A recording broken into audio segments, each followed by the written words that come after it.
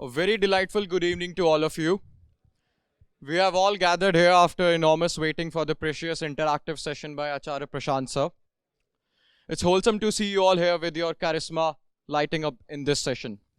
We are delighted to host you today and want you to dig down deep in the flow of the session and get benefited the most out of it. Henceforth, tighten up your seatbelts of your ears and activate your listening capabilities to get the meaningful rush. Today, on the occasion of Netaji Subhash Chandra Bose Jayanti, we are lucky to have with us Acharya Prashant sir.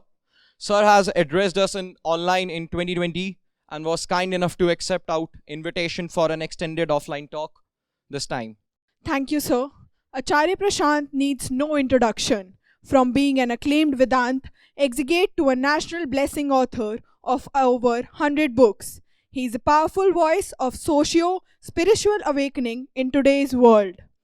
Today, tens of millions of people, especially the youth, get inspired daily by Acharya Prashant. Though his direct contact with people and though various online channels, he continues to bring clarity to all. So it's an honor to welcome you to address our institute on behalf of Delhi Technological University. We thank you for accepting our invitation.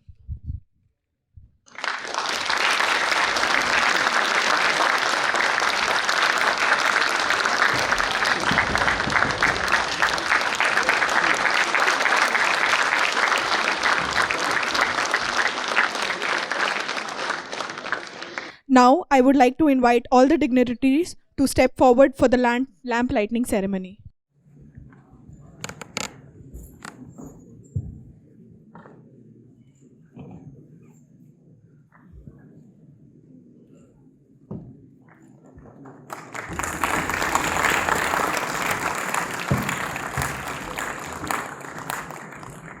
I now request all the dignitaries to take a seat among the audience and Acharya Prashant sir to proceed with this session.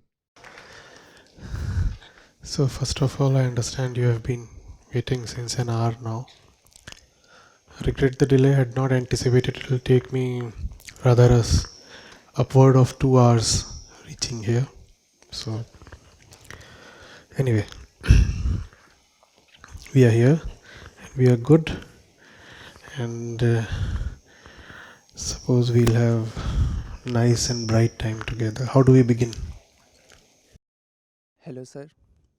My name is Ryansh, and my question was, sir, all my life I have believed that my life has been a consequences of decisions I have taken for myself.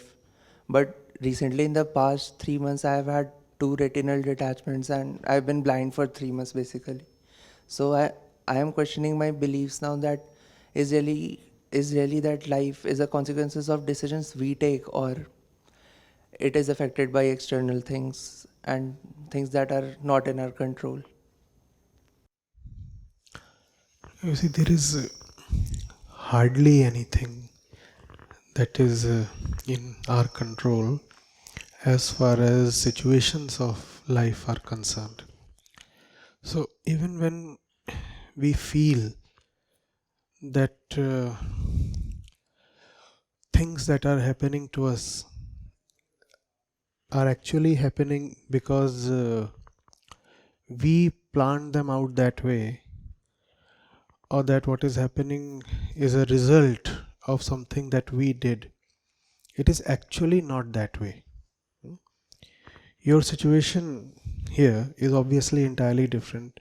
You are clearly seeing that random, unpredictable, uncalled for things are happening to you, right?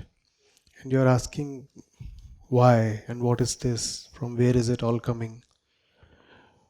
But think even of those who feel that their life is in their control, even they are mistaken. As far as the external environment is concerned, as far as material situations are concerned, a lot that is happening. I'm just shying away from saying everything that is happening, because to many of you that would sound too extreme. So I would limit myself to saying a lot that is happening is simply incidental, random. It's just that there is something called the ego. And one of the definitions of the ego is that it is the agency that likes to believe that it is the doer. What is the ego? The agency that likes to say, I did it. Whereas the fact is, everything in the sensual material domain is just random. It is the inability of the mind to come to terms with this randomness that gives rise to a fictitious doer. The doer says, I did it. And because it believes that things are within its control, this has happened because I did it. So it feels secure. I'll not be threatened. I can do good things to myself. I'll improve. I can take my situation to a higher place. I can do something. I am somebody and I can do this, do that, alter the conditions. However, many a times this doer meets with rude shocks, like in case of physical ailments. Suddenly you discover one day that your report says you have cancer. The doer used to love to claim he does a lot. Now, who did the cancer? Who did the cancer? Now the doer is perplexed. Who did this? And the doer obviously wants to take credit only for the good things in life. Or for the things in life it can turn good. Don't you see how we all behave? When something goes nicely, we like to claim credit. When things do not turn up as they should, we balk away. We say, well, it was situational, or I didn't do it, or somebody else did it, or it just was a random accident or something. The ones who can look at life with sharp insight, the one who can have some detachment and intelligence, will realize that we actually have close to zero control over what is going on externally. Even if for a while it appears that we are indeed in control, very soon that illusion is exposed for a while, and that while can last a bit. Not necessarily 5 minutes. For 5 years it might appear that you have control over external situations. The thing is, nobody has control over anything.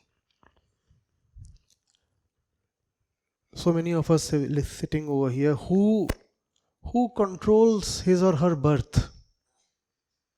The very fact of our physical existence is something we did not have any say over.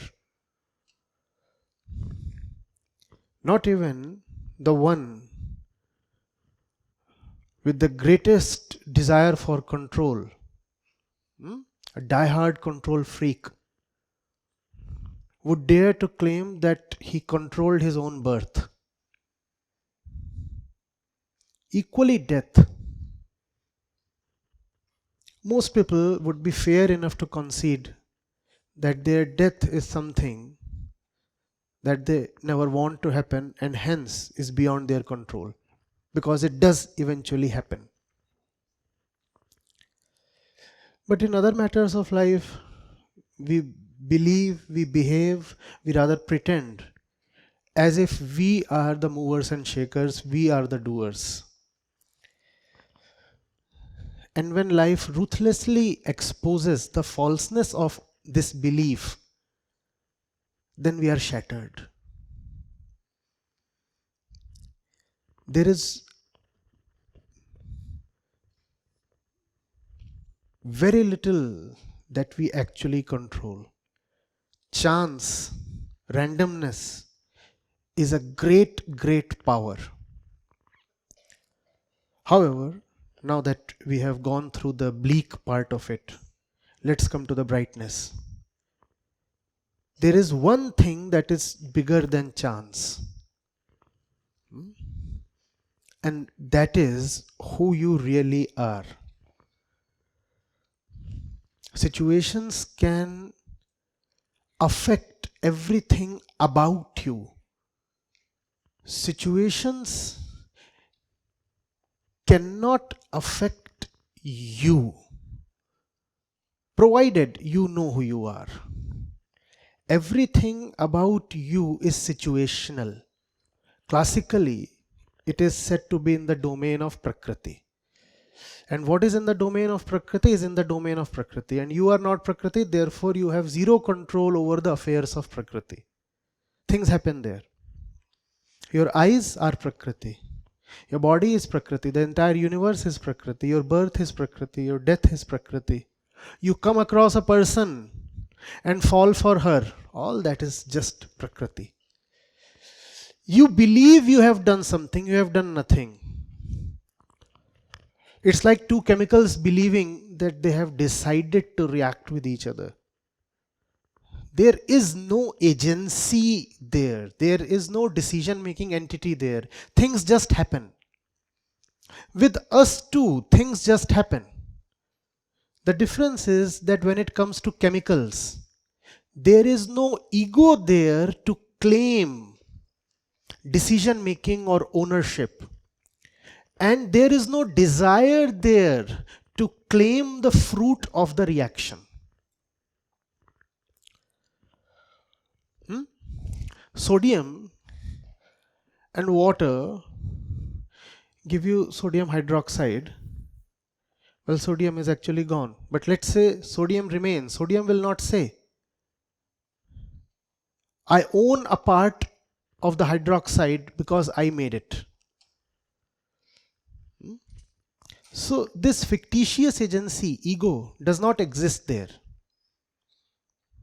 When it comes to the external aspects of our life, the material aspects of our life, for example, the aspects of our body, these things are also like chemicals. But the great difference is here we have an inner psychic fictitious agency that loves to claim, I did it and I am suffering for it, or I am enjoying the results of it. The ones who start seeing that what they usually call as life and events in life are just situational and random are the ones who are liberated from life. They are set free as liberated beings to fly high without limits and achieve their true potential.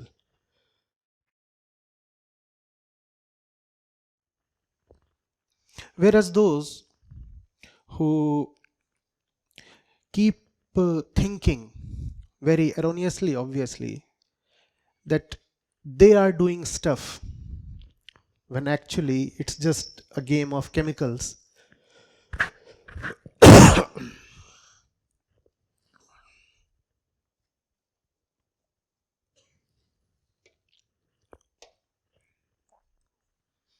I'm sorry, a bit of bad throat.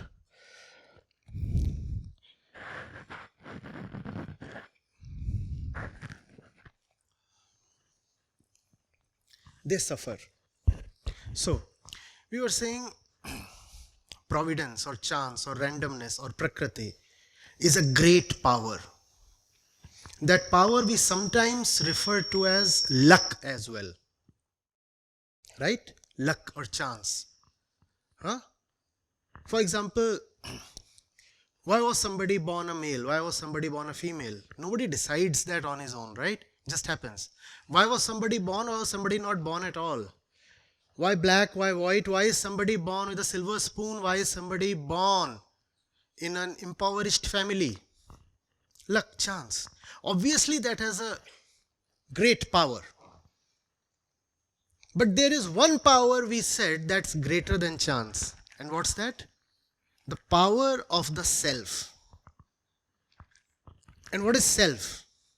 That within you that must remain unaffected by chance.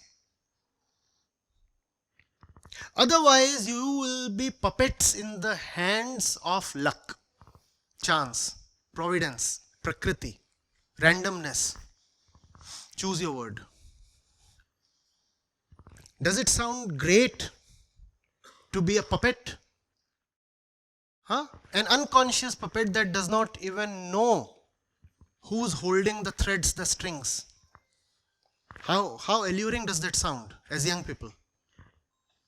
Yes? But the thing is, we all indeed are puppets. Just a couple of minutes back, I had no idea that my throat would play up and I would be coughing at that particular juncture in my speech. Did I know in advance? I didn't. But it happened. You yawn, you cough, you sneeze. You breathe. You ingest food and you find it digested. Do you know how things are happening in the digestive tract? You don't know that, but it's just happening. Similarly, decision making. We feel we are deciding matters. But whether you go back to the classics in Vedanta or you return to modern science, even that which we call as our conscious decisions are actually just chemical games being played out in form of thoughts and emotions. We love to say, I thought thus, or I felt thus.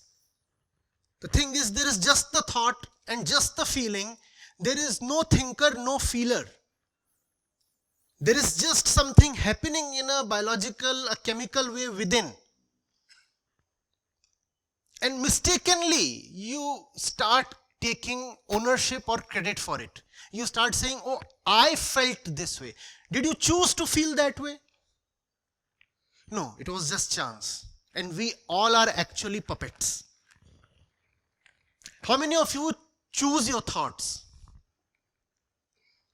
Well, thoughts come and thoughts decide your choices, right? When you have to make a choice, it is the thought that is the chooser. But did you choose your thought in the first place? Somebody comes to you with some idea or some topic and you say, let me think over it. At that moment, do you know what you are going to think about the matter? No. Thought is largely autonomous. And thought has no capacity to see where it is coming from. And because thought has no capacity to see where it's coming from, we mistakenly believe that the thought is coming from some place called the I. No, the thought is not coming from a place called the I. The thought is simply coming from hormones, chemicals, material, prakriti. That's where the thought is coming from. So we all indeed are puppets. Whatsoever is happening in life is just a chemical game.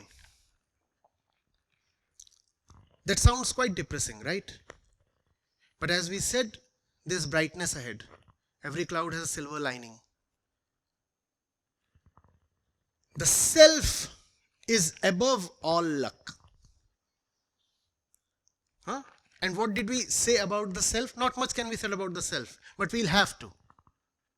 The self is that within you that situations can never touch. The self is that within you the situations can never touch. And situations include time as well. When we talk of the material universe, that includes time, right? Time and space. There is no universe without time, space, correct? So the self is that within you that is timeless. That is timeless, formless, spaceless, nameless, beyond your imagination. There has to be something within. And remember, that self is an optional entity. Optional? Optional? How optional? Yes, optional for you. If you want, it will exist for you. If you do not want, it will not exist for you. The Upanishads say the self exists only for the one who chooses it. You don't choose it, it won't exist for you. It will exist as an absolute truth, but it will not exist with respect to you. So the self is a choice. The self is a choice. And if you have the self, you can beat luck. Otherwise, you are puppets of luck. How many of you love to be puppets? I'll repeat that question again and again. Because as young people, there must be a velocity within, a fire within that says, I do not want to live the life of a slave. How many of you relish this proposition? I'll continuously be a slave. Anybody who enjoys this thought? Then the only help can come from the thing called the self. The self meaning the one that you really are, not the one that you have assumed yourself to be. If you live in the self, then you will see whatsoever is happening to the body or to the world and all kinds of tragedies. They might be good, they might be bad. You might need to do a lot about them, but still, internally, you will remain untouched, you will remain uncorrupted, you will remain free of fear and sorrow. Otherwise, life is unforgiving. Life does not spare anybody. And situations can be very, very brutal. Coming to your place from Greater Noida, I had to navigate a stretch of around 10 kilometers. The driving conditions were very pathetic, but I should not talk about the driving conditions. What was appalling was the living conditions. Life is cruel. If there are moments, if there are patches in which life does not appear cruel, then that's just the interlude.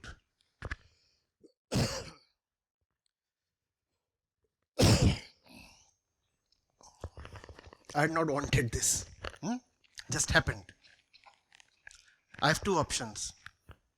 I start paying attention to this, or I choose to remain in the self. I choose to remain in that which is timeless. The camera over here is recording something.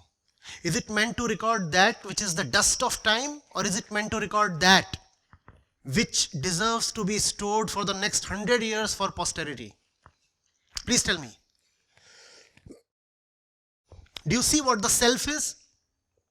That which is valuable enough to be, come on, timeless. All else is dust of time.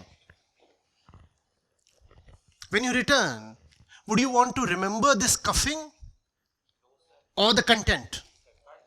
You know what the self is then? What is the self? And it's a choice. We might have a couple of souls here that take back nothing but the cuff from here. Choice. The self is a choice. It's just that in this moment of luck, it is very clear that when it comes to content versus cuff, content is to be chosen.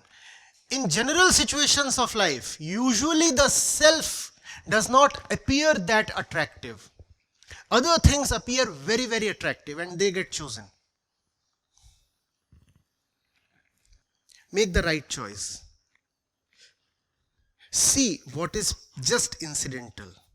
And for that you require something called self-knowledge. What is self-knowledge? To understand where one's impulses, thoughts, feelings, instincts are coming from.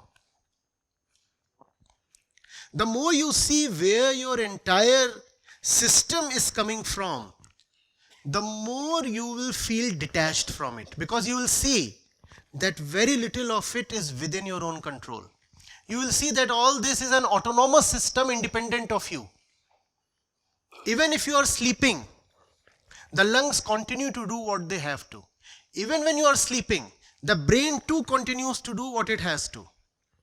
The fictitious agency, ego, goes to sleep, and yet things keep happening. So is it really the I, the ego, that is doing things? Not really. But those questions are not posed to us by our education system. Our education system, unfortunately, is just too much about the wall, the gadgets, the lights, the projectors, the wood, the metals, these things. And what are all these things about? They are about the material universe, Prakriti. You're getting it? Huh? About the self, there is no education.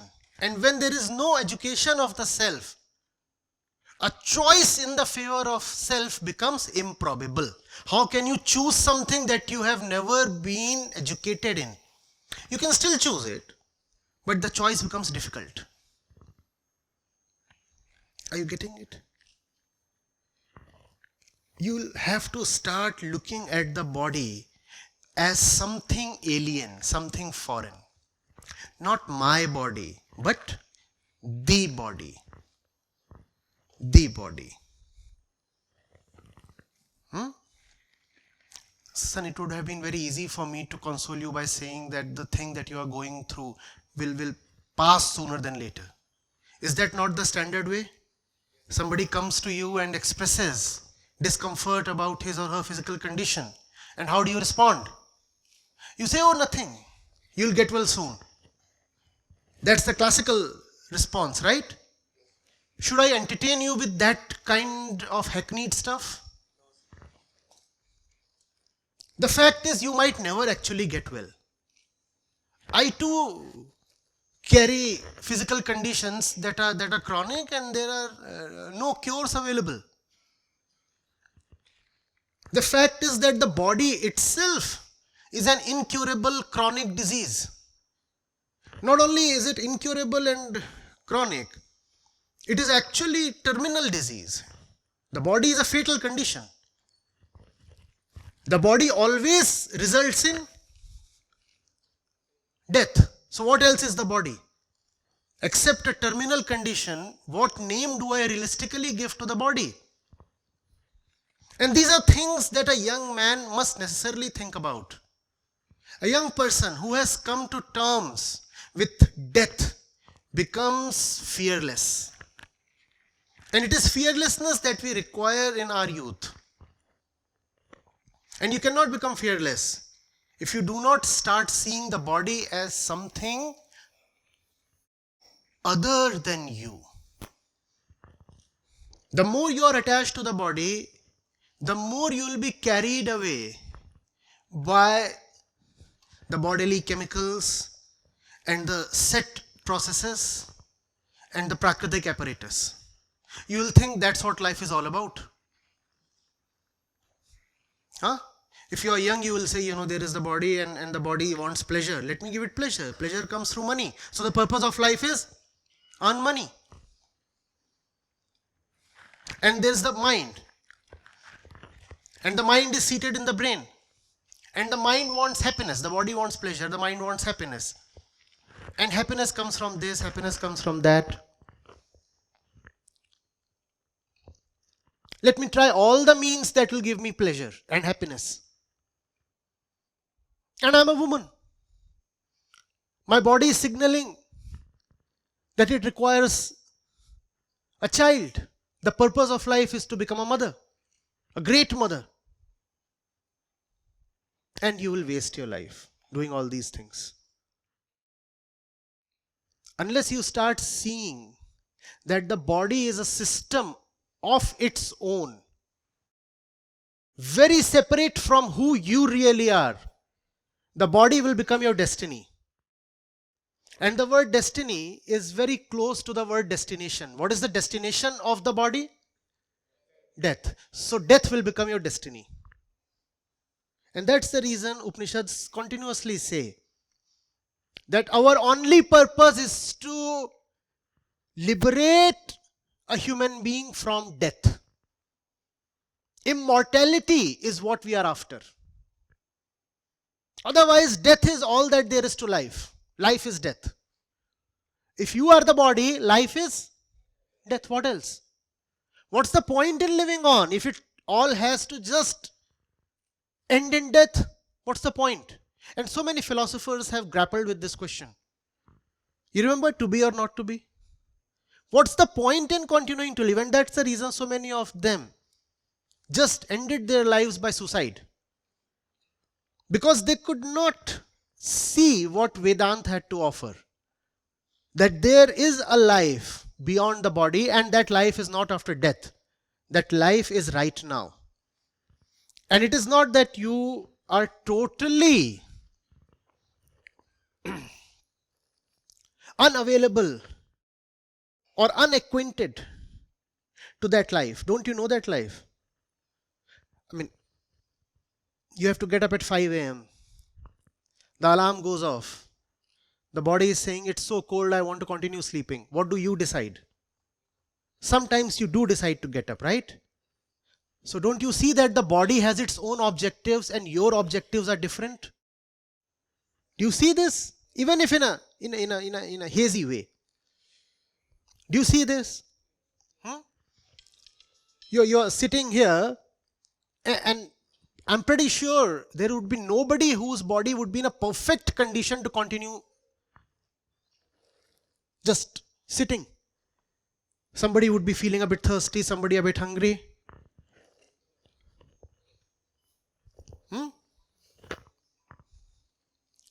Somebody would be feeling some ache somewhere. The knee is paining. But you say, no, I'll continue to sit. Right? So the body is a different system and you are a different entity.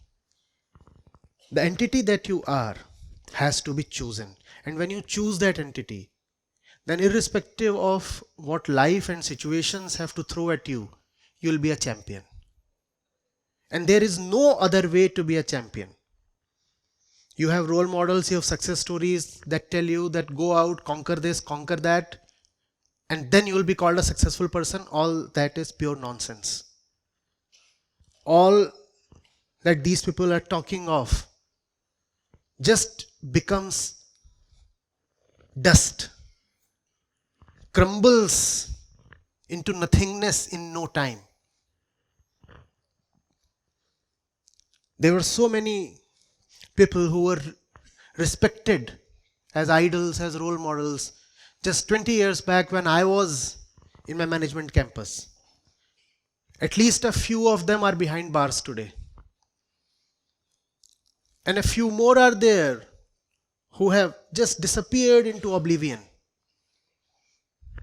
They are no more making the news. Nobody is talking of them.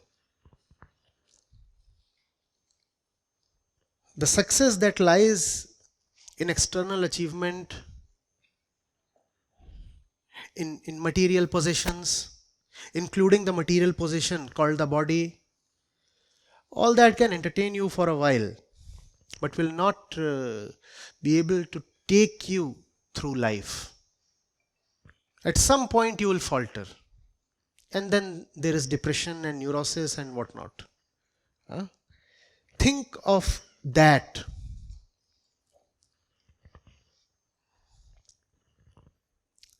Which can remain firm in face of all the beatings that life has to offer. That can remain unmoved in face of all the temptations that life throws at you. Empower that, strengthen that. That self, even though it is the absolutely powerful entity, as far as we human beings are concerned, we have to nurture it, cultivate it, raise it for ourselves like one raises a baby. Are you getting it? And that's the real meaning of growing up, of maturity. Raise the self like one raises a kid. Growing up is not about producing a biological kid and raising it. It's about raising yourself. Am I making sense, or is it all just hot air bypassing your locations? Huh? Is it making sense? The self has to be developed with practice and discipline. If there is stuff that you know you must not choose, stand firm and do not choose. Even if it appears alluring, even if it appears threatening, stay firm. Stand your place. Learn immovability.